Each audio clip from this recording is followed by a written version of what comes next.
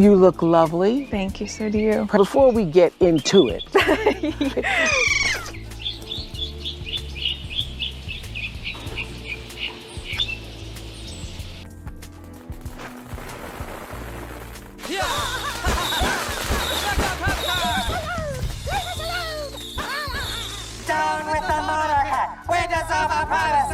In this controversy reignited after Meghan signed a gift with her HRH after stepping away from a full-time royal. Including Meghan Markle has been under fire once again, and this time the spotlight is on her latest attempt to show her real self. Critics, Candace Owens, argue that Meghan's latest effort wasn't an honest portrayal, but rather another well-rehearsed. Several months now since our beloved Queen has died. All Canadians are finding it hard to go on. All Canadians, that is, except for our first guest, the Prince and his wife. We want privacy! We want privacy! Hey, thanks for having us on the show. It's so awesome to be here. It's great. So let me start with you, sir. You've lived a life with the royal family, you've had everything handed to you, but you say your life has been hard, and now you've written all about it in your new book, Win. Act designed to garner sympathy and, of course, attention. This controversy erupted after Meghan appeared on Jamie Kern Lima's podcast, which was hyped as a moment where Meghan would be totally herself. No makeup, no script, just the real Meghan.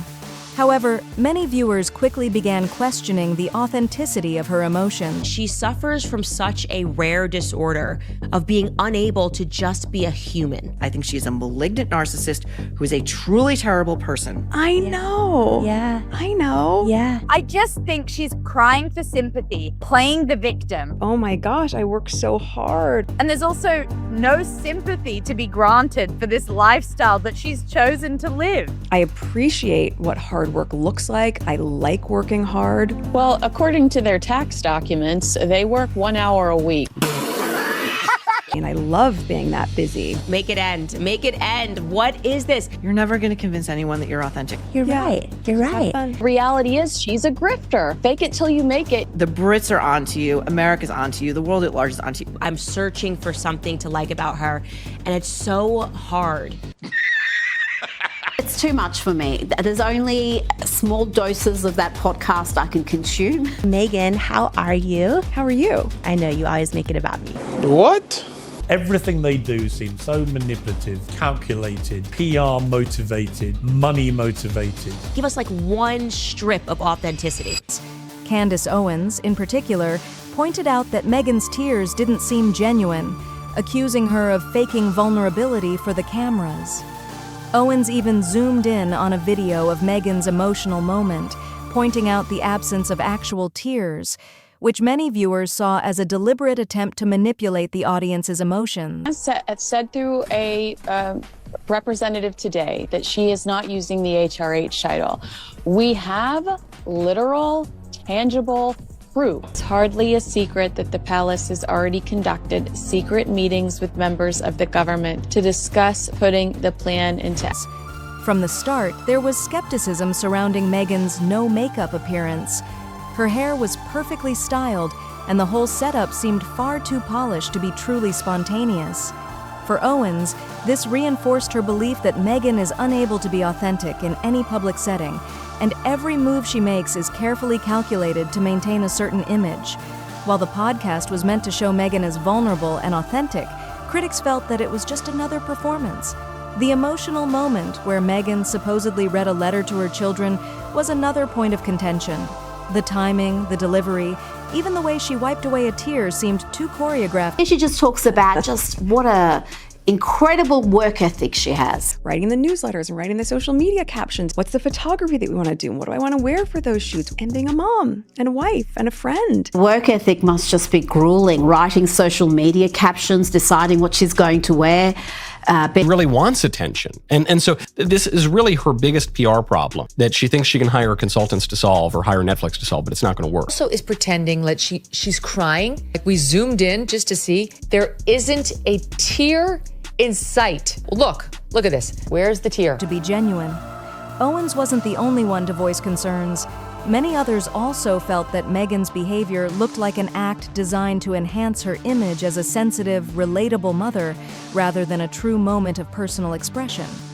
This isn't the first time Meghan's emotional displays have been questioned. Critics have long argued that she has perfected the will never convince America. The Brits are onto you, America's onto you, the world at large is onto you. You're never going to convince anyone that you're authentic. Able to just be a human. I've never seen this sort of. I've never seen someone that struggles to just give us like one strip of authenticity. She never stops whining. No. They're ridiculous. No, that is so beautiful. No. They won't let me call myself Her Royal Highness anymore, but I'm gonna put it all over my stationery and on the gifts that I give to my friends. Art of playing the victim, even while surrounded by wealth and privilege. Megyn Kelly has even gone as far as to label Meghan a malignant narcissist for her consistent self-promotion and victim narrative. For Owens, it all boils down to one thing. Meghan seems incapable of being real with the public. There's also the issue. This is a joke, and I'm tired of some of these media outlets continuing to elevate this person. The hair blown out, it was perfect. I do not believe that she was makeup free there. She didn't have eye makeup on, which is a different thing. She suffers from such a rare disorder of being unable to just be a human. Do you know what I mean? Of Meghan's attempt to sell reliability. Despite being one of the most privileged women in the world, she repeatedly tries to position herself as just like everyone else. But Owens argues that this desperate attempt to seem normal is what alienates people even more. Meghan's sudden rise from a D-list actress to a global sensation with a royal title thrown in doesn't feel authentic to many people, and her past acting career, which never really took off, is seen as evidence of her struggle to be genuine. The problem, Owens suggests, is that Meghan is obsessed with being relatable, but it's something she simply can't pull off. Every attempt to seem normal, whether it's her no makeup podcast appearance or her casual outfits, ends up feeling like another PR move. And then there's Meghan's business ventures, the entrepreneurial image she's tried to craft with her lifestyle brand, Netflix shows, and public persona as a global philanthropist has been met with serious skepticism. Critics have pointed out that her $20 million Spotify deal flopped, with her podcast series receiving scathing reviews. Her Netflix show, which was supposed to highlight her lifestyle, was described by many as self-indulgent and out of touch. Despite the hype, these projects didn't seem to connect with audiences, leaving people wondering if Meghan is simply in it for the money, not the passion. Even more troubling are the allegations about her business dealings. Reports about her now-defunct lifestyle brand, American Riviera Orchard, suggested that she sold products that didn't exist, leaving customers waiting for refunds. These accusations only feed into the narrative that Meghan has always been more interested in wealth and status than authenticity. Critics like Kinsey Sheffield suggest that Meghan's actions, particularly her constant product endorsements and failed business ventures, reveal her true motives. She's seen by some as a grifter, someone who's always looking for the next opportunity to cash in. For Owens, this isn't just about Meghan's personal failures.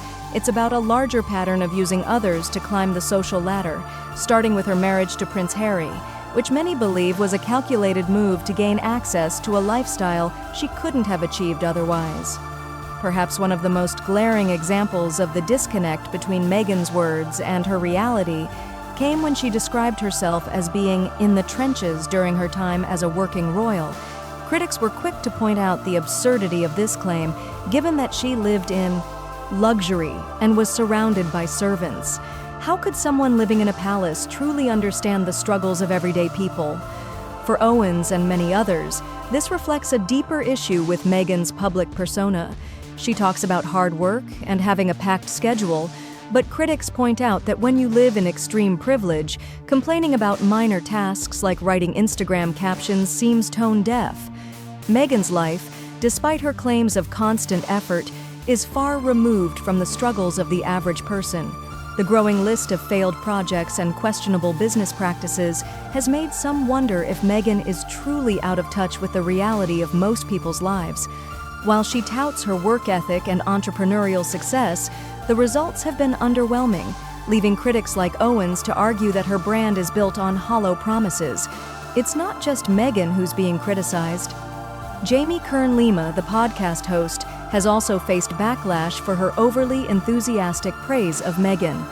Critics have pointed out that Lima's responses seemed scripted, almost as if she was there to affirm every word Meghan said, rather than asking tough questions or fostering a real conversation.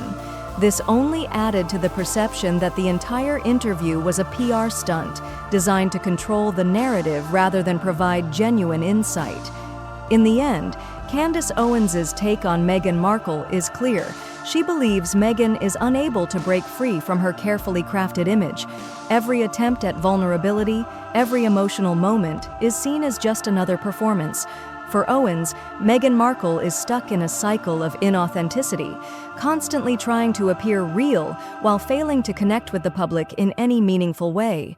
So, the big question remains: can Meghan ever escape the image she's created? Will she ever be able to break free from the PR machine and genuinely connect with people? Or is she trapped by the very persona she's built for herself? Only time will tell.